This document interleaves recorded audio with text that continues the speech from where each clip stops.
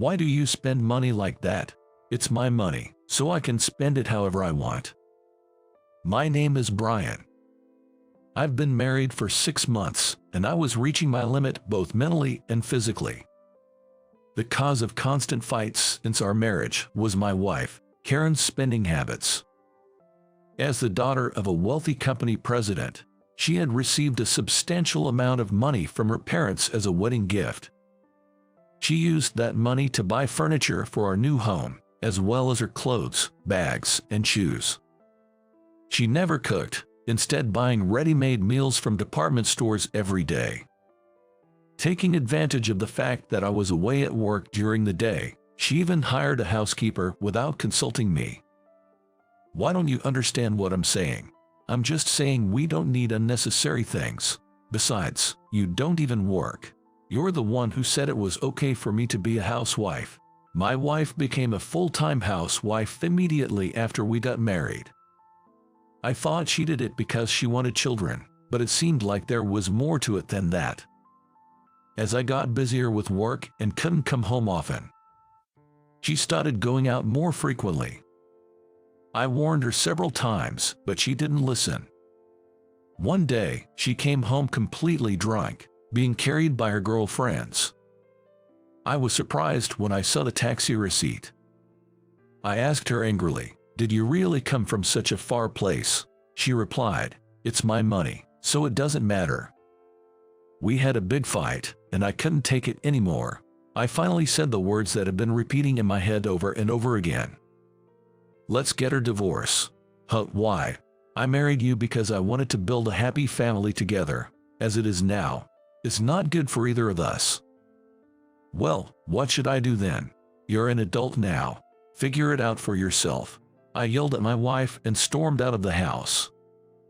At that moment, just being with her was painful for me. I took a train to my parents' house. We used to be so happy just being together when we first met. As I walked outside, I couldn't help but sigh. I remembered the time when I first met my wife. "Brian, I've made the copies, and would you like some Morty?" "Thank you, you're always so thoughtful." She had joined my company as a temp worker. Despite being young, she was remarkably considerate, and despite the more than 10-year age gap between us, I was completely captivated by her charm. Would it be weird if an old guy like me asked you out for a meal?" "Huh? A meal? With you, Brian? If you don't want to, you can decline." "No, not at all. Thank you for asking." She smiled brightly and accepted my invitation. "Thank you. Having a meal with you. I'm a bit nervous." "I'm nervous too." After that, we went out for meals a few times. "Do you mind if I don't pay?" "It's fine. I invited you." She always said that and took care of me. "Thank you so much." She even gave me small gifts. Is it okay to receive a tie like this? I might get the wrong idea. It feels like, what on earth is this guy talking about? Sorry, just kidding. No, it's not a misunderstanding. Huh? After that, my wife and I officially started dating.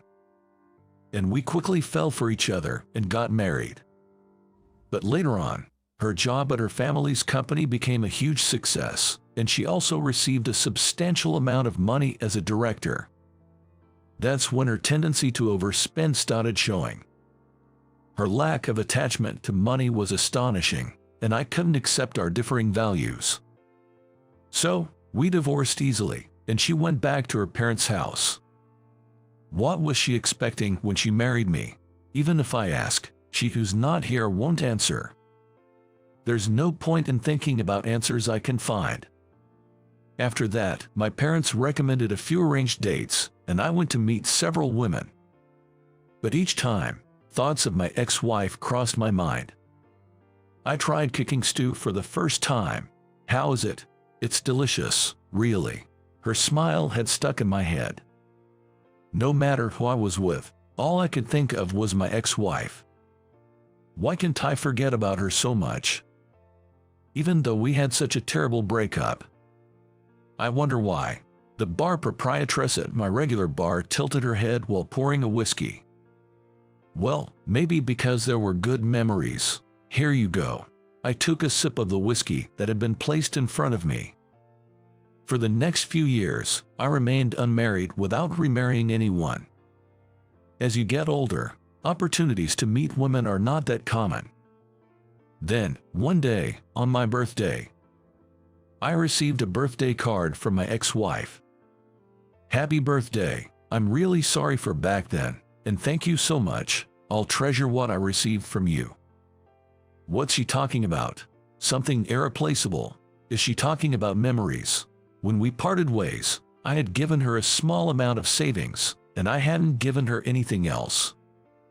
I couldn't ask her, as the envelope didn't even have a return address. I didn't know her acquaintances or her family's contact information anymore. Had she grown older and was reflecting on things now? Thinking such things, I left the letter in my desk. On that day, as usual, I stopped by the bar on my way home from work. Good evening. The bar proprietress rushed over from the back of the counter. Welcome. Oh, by the way, I heard from a customer yesterday that your ex-wife's father's company, AB Trading, seems to have gone bankrupt. Oh, really? I became curious about her. I wondered what had happened to her, someone who was so naive about the world, someone who had never experienced financial difficulties. Then, 3 years later, something unexpected happened.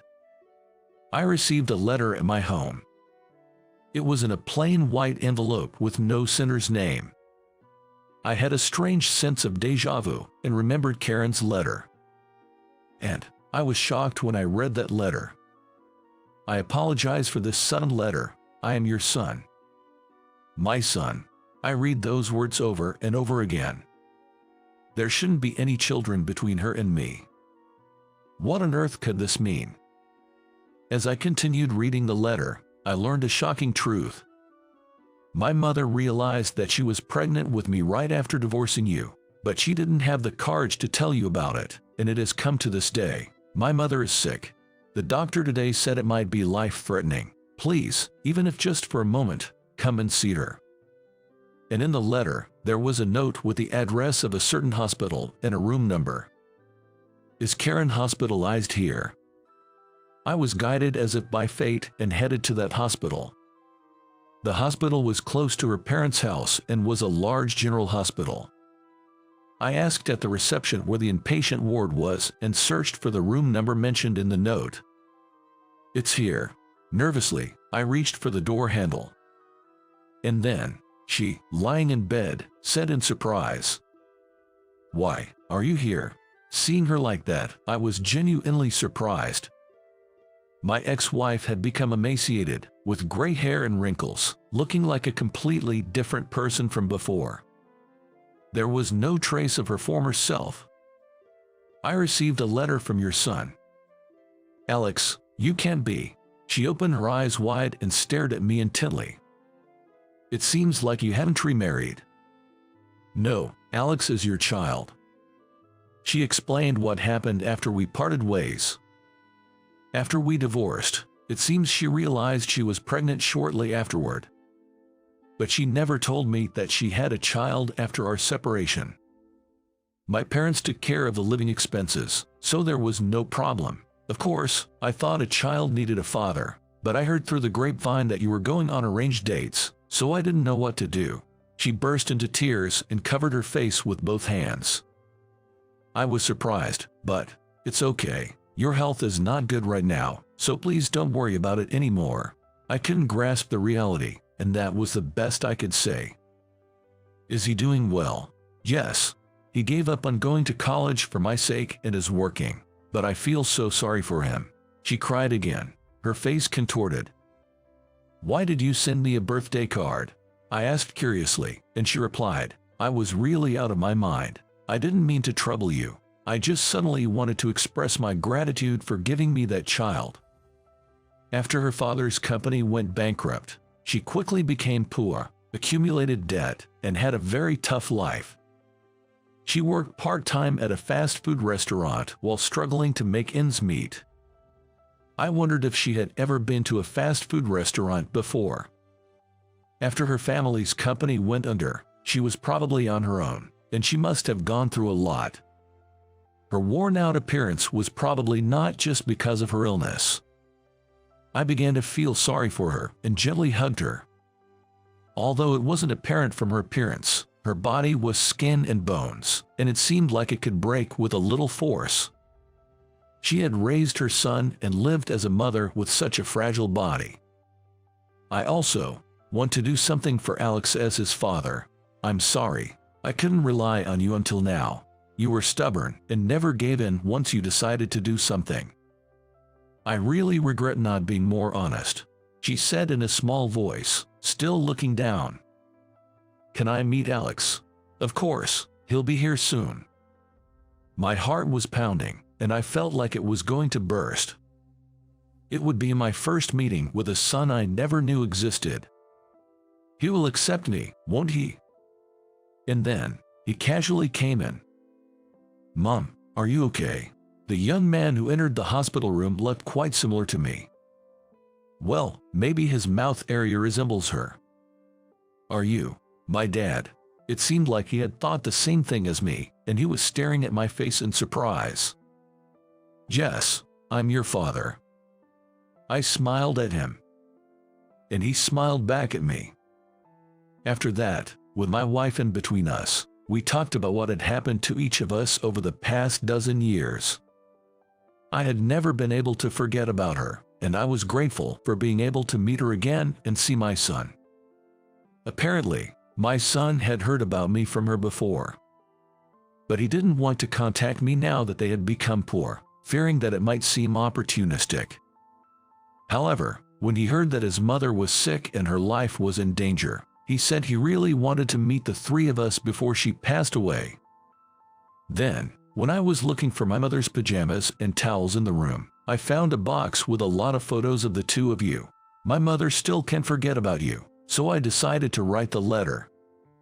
As she spoke, she gazed straight at her son. I realized that I didn't need money anymore. I mean, it's obvious that you can buy really important things with money. She said that and shed big tears. I just wanted to live happily with you.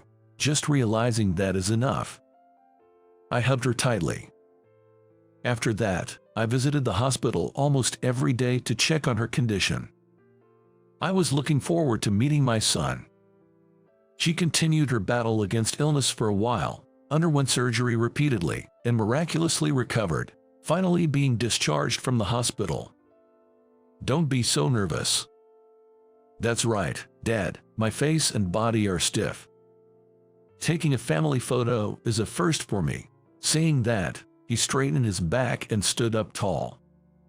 Yes, let's take a family photo. You all have great smiles. I got remarried later on, even though we didn't have a wedding ceremony, but for now, we decided to take a family photo with the three of us. Although I had been separated from my son and wife for a long time, I wanted to slowly fill in the gaps in that time.